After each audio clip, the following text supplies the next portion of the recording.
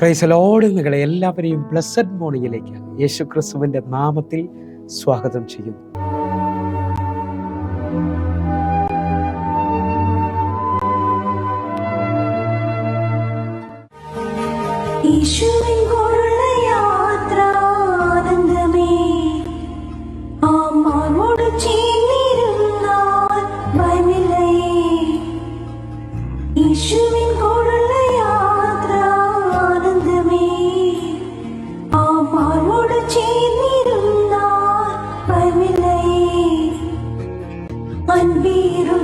കൈകളാൽ അത്ഭുതമായി നടത്തിടും മാധുര്യമേറും മൊഴികളാൽ തൻ സ്നേഹം എന്നോട് പങ്കുവയ്ക്കും. ഒറ്റയ്ക്ക് വീഴുകയില്ല, മടുത്തു മാറുകയില്ല. ഒറ്റയ്ക്ക് വീഴുകയില്ല, മടുത്തു മാറുകയില്ല. അന്ത്യം വരെ ആ ചുടുമതി യേശുവിന്റെ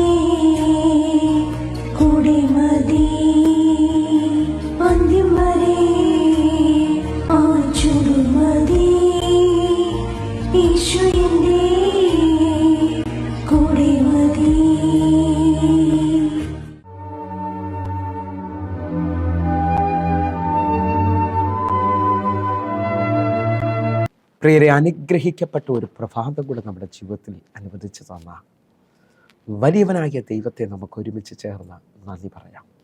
എത്ര പേർ പറയും, ഞാൻ നിന്നതല്ല, എൻ്റെ ദൈവം എന്നെ നിർത്തിയതാണ്.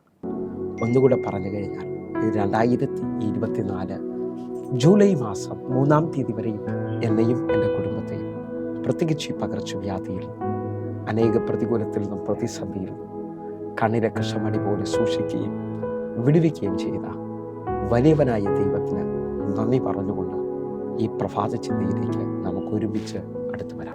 മാനുഷിക വാക്കുകളിൽ ഭയപ്പെടാതെ ദൈവശബ്ദത്താൽ ജയം പ്രാപിക്കുക.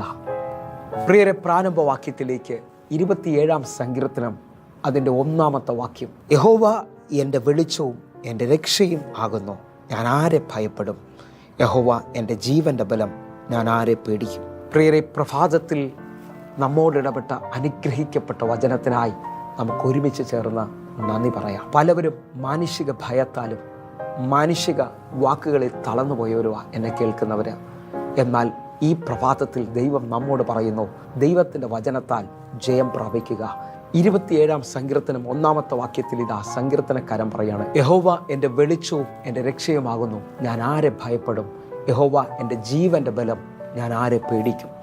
ദാവീദ് വ്യക്തമായി വിളിച്ചു പറയാണ്, യഹോവ എൻ്റെ വെളിച്ചം എൻ്റെ രക്ഷയുമാ, യഹോവ എൻ്റെ ജീവൻ്റെ ബലമാ, ഞാൻ ആരെ പേടിക്കും? വിശ്വസിക്കുന്നവരുണ്ടെങ്കിൽ നിങ്ങളെ തന്നെ ഒന്ന് ബലപ്പെടുത്തുന്ന രീതിയിൽ ഈ വചനം നിങ്ങളുടെ നാവ് കൊണ്ട് ഈ പ്രഭാതത്തിൽ പറയണം. കാരണം അനേക ശബ്ദങ്ങൾ നിങ്ങളെ തളർത്തിയിട്ടുണ്ടാകാം. മാനുഷിക നിലയിൽ നിങ്ങൾക്ക് ആ ജോലി കിട്ടത്തില്ല, അല്ലെങ്കിൽ നിങ്ങൾക്ക് ആ സാമ്പത്തികം ലഭിക്കത്തില്ല, നിങ്ങൾക്കിനി അത് അസാധ്യമെന്നൊക്കെ പറഞ്ഞുകൊണ്ട് നിൽക്കുമ്പോൾ ദൈവത്തിൻ്റെ ശബ്ദം നിങ്ങളെ ബലപ്പെടുത്തുന്നതാണ്. ഒന്നുകൂടെ നിങ്ങൾ ശ്രദ്ധിച്ചു നോക്കിയേ. ഇതാ മാർക്കോസിന്റെ സുവിശേഷം 5-ാം അധ്യായം അതിൻ്റെ 35-36 വാക്യങ്ങൾ. ഇങ്ങനെ പറഞ്ഞുകൊണ്ടിരിക്കുമ്പോൾ തന്നെ പള്ളിപ്രമാണിയുടെ വീട്ടിൽ നിന്ന് ആൾ വന്നു, നിന്റെ മകൾ മരിച്ചുപോയി, ഗുരുവിനെ ഇനി അസഹ്യപ്പെടുത്തുന്നത് എന്തിന് എന്ന് പറഞ്ഞു. ഇതാ 35-ാമത്തെ വാക്യത്തിൽ യേശു കർത്താവ് യായിറോസിന്റെ ഭവനത്തിലേക്ക് പോവുകയാണ്. ആ പോകുന്ന വഴിമധ്യത്തിൽ വെച്ച് യായിറോസിന്റെ വീട്ടിൽ നിന്ന് ആട് വന്നിട്ട് പറയാണ്, ഇനി നീ ഗുരുവിനെ അസഹ്യപ്പെടുത്തണ്ട, നീ പ്രാർത്ഥിച്ച വിഷയം അവസാനിച്ചു, നിന്റെ മകൾ മരിച്ചു പോയിട്ടുണ്ട്, ഹല്ലേലൂയ, എല്ലാം അവസാനിച്ചിട്ടുണ്ടെന്ന് പറയുന്നു. ഇങ്ങനെ അനേക വാക്കുകൾ നിങ്ങൾക്ക് ചുറ്റും നിങ്ങളെ മുമ്പോട്ട് വിടാതെ നിർത്തുമ്പോൾ മാനുഷിക വാക്കുകളാണ് നിങ്ങളെ തളർത്തിയിരിക്കുന്നെങ്കിൽ 36-ാമത്തെ വാക്യം, യേശുവിലേക്ക് നോക്കുന്നവർക്ക്, ദൈവശബ്ദത്തിൽ വിശ്വസിക്കുന്നവർക്ക് വേണ്ടി ദൈവം പറയുന്ന വാക്ക് നിങ്ങൾ നോക്കേ. 36-ാമത്തെ വാക്യം, യേശു ആ വാക്ക് കാര്യമാക്കാതെ പള്ളിപ്രമാണിയോട് ഭയപ്പെടേണ്ട, വിശ്വസിക്കുക മാത്രം ചെയ്യുക എന്ന് പറഞ്ഞു. 36-ാമത്തെ വാക്യം നിങ്ങൾ ശ്രദ്ധിച്ചേ. യേശു ആ വാക്ക് കാര്യമാക്കാതെ ഭയപ്പെടേണ്ട, വിശ്വസിക്കുക മാത്രം ചെയ്യുക. തീർന്നു എന്ന് പറയുന്നിടത്ത് യേശു ആ വാക്ക് കാര്യമാക്കിയില്ല. യേശു യായിറോസിനോട് തട്ടി ബലപ്പെടുത്തുന്ന പോലെ പറയുക, വിശ്വസിക്കുക മാത്രം ചെയ്യും. ഇന്ന് ഈ പ്രഭാതത്തിൽ എന്നെ കേൾക്കുന്ന അനേകരോട് ഞാൻ വിളിച്ചു പറയുന്നു, ആ വഴി അടഞ്ഞിട്ടില്ല, ആ ജോലി നഷ്ടമാകത്തില്ല, ആ സാമ്പത്തിക വിഷയത്തിനകത്ത് നിങ്ങൾ ജയിക്കും, ആ വസ്തുവിൻ്റെ വിഷയത്തിൽ, ആ കോടതി കേസിൽ നിങ്ങൾ ജയിക്കും. കാരണം എൻ്റെ കർത്താവ് നിങ്ങളെ ബലപ്പെടുത്തുന്നവനാണ്, എൻ്റെ യേശു നിങ്ങളെ ജയിപ്പിക്കുന്നവനാണ്. വിശ്വസിക്കാമെങ്കിൽ ഈ പ്രഭാതത്തിലും നിങ്ങളൊരു അത്ഭുതം കാണാൻ പോവുകയാണ്. നിങ്ങൾ ശ്രദ്ധിച്ച് 1 രാജാക്കന്മാരുടെ പുസ്തകം 19-ാം അധ്യായത്തിൽ ഏലിയാവ് ആകാശത്തു നിന്ന് തീയിറക്കിയ മനുഷ്യൻ ഒരു സ്ത്രീയുടെ വാക്കിൽ, ഇസബേലിൻ്റെ വാക്കിൽ അവൻ ഭയപ്പെട്ട് ഓടിപ്പോവുകയാണ്. ഒരു ചൂരച്ചെടിയുടെ കീഴിൽ ചെന്ന് യഹോവയോട് പറയുകയാണ്, എനിക്കിനി ജീവിക്കേണ്ട, മരിച്ചാൽ മതി. ഹല്ലേലൂയ. യഹോവയെ എൻ്റെ ജീവനെ എടുത്തുകൊള്ളണമേ. ഉടനെ ദൈവത്തിൻ്റെ ദൂതൻ ഇറങ്ങി അവനെ തട്ടി ബലപ്പെടുത്തുന്നത് കാണാൻ കഴിയും. 1 രാജാക്കന്മാരുടെ പുസ്തകം 19-ാം അധ്യായം അതിൻ്റെ 7-8 വാക്യങ്ങൾ. യഹോവയുടെ ദൂതൻ 2-ാമത്തെ പ്രാവശ്യം വന്ന് അവനെ തട്ടി, എഴുന്നേറ്റ് തിന്നുക, നിനക്ക് ദൂരയാത്ര ചെയ്യുവാനുണ്ടല്ലോ എന്ന് പറഞ്ഞു. അവൻ എഴുന്നേറ്റ് തിന്നുകുടിച്ചു. ആഹാരത്തിൻ്റെ ബലം കൊണ്ട് 40 പകലും 40 രാവും ദൈവത്തിൻ്റെ പർവ്വതമായ ഹോരേബോളം നടന്നു. ഇതാ ദൈവത്തിൻ്റെ ദൂതൻ്റെ സ്പർശനത്താൽ അവൻ വീണ്ടും ആഹാരം കഴിച്ചു.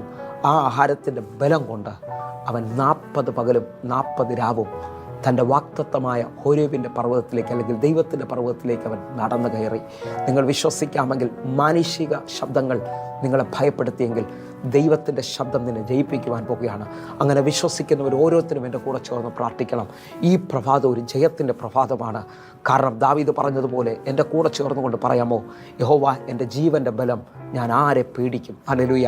കർത്താവ് എൻ്റെ കൂടെ ഉണ്ടെങ്കിൽ, എൻ്റെ ദൈവം എൻ്റെ കൂടെ ഉണ്ടെങ്കിൽ നിശ്ചയമായി നീ ആ മതിൽ ചാടിക്കടക്കും. എൻ്റെ ദൈവത്താൽ നീയും ഞാനും ജയം പ്രാപിക്കാൻ പോവുകയാണ്. അങ്ങനെ വിശ്വസിക്കുന്നവർ കണ്ണുകൾ അടച്ചിട്ട് പ്രാർത്ഥിക്കാൻ പോവുകയാണ്. ഞങ്ങളെ സ്നേഹിക്കുന്ന ഞങ്ങളുടെ നല്ല കർത്താവെ, പൂർണ്ണ ഹൃദയത്തോടെ ഓരോ മക്കൾക്കും വേണ്ടി ഞാൻ പ്രാർത്ഥിക്കുന്നു. ഈ പ്രഭാതം ഒരു ജയത്തിൻ്റെ പ്രഭാതമാകട്ടെ. ഈ പ്രഭാതം ഒരു സൗഖ്യത്തിൻ്റെ, വിടുതലിൻ്റെ പ്രഭാതമായി തീരട്ടെ. കർത്താവെ, ഇവരെ അങ്ങ് എഴുന്നേൽപ്പിച്ചതിനായി നന്ദി. യേശുവിൻ നാമത്തിൽ ഞാൻ പ്രാർത്ഥിക്കുന്നു. കേൾക്കണം പിതാവേ, ആമേൻ. പ്രിയരെ, ഈ പ്രഭാത സന്ദേശം നിങ്ങൾക്ക് അനുഗ്രഹമാകുന്നുവെങ്കിൽ നമ്മുടെ യൂട്യൂബ് ചാനൽ സബ്സ്ക്രൈബ് ചെയ്യും, ഫേസ്ബുക്കിലേക്ക് നിങ്ങൾ ജോയിൻ ചെയ്യുകയും ചെയ്യണമെന്ന് ഓർപ്പിക്കുന്നു. അതേപോലെ എല്ലാ ദിവസവും ഇന്ത്യൻ സമയം വൈകിട്ട് 6 മണിക്ക് നമുക്ക് സൂമിൽ ആരാധന നടക്കുകയാണ്. നിങ്ങൾ ഓരോരുത്തരും കടന്നു വരണമെന്ന് ഓർപ്പിക്കുന്നു. അതേപോലെ തന്നെ 8111 എന്ന് കാണുന്ന നമ്പറുകളിലേക്ക് നിങ്ങൾ മെസ്സേജ് ചെയ്യണമെന്ന് ഓർപ്പിക്കുന്നു. വാട്സാപ്പ് മെസ്സേജ് ചെയ്താട്ടെ, മോർണിംഗ് മെസ്സേജ് നിങ്ങൾക്ക് ലഭിക്കും. കർത്താവിൻ്റെ വലിയ കാര്യം നിങ്ങൾക്ക് വേണ്ടി വെളിപ്പെടട്ടെ. God bless you. ആമേൻ.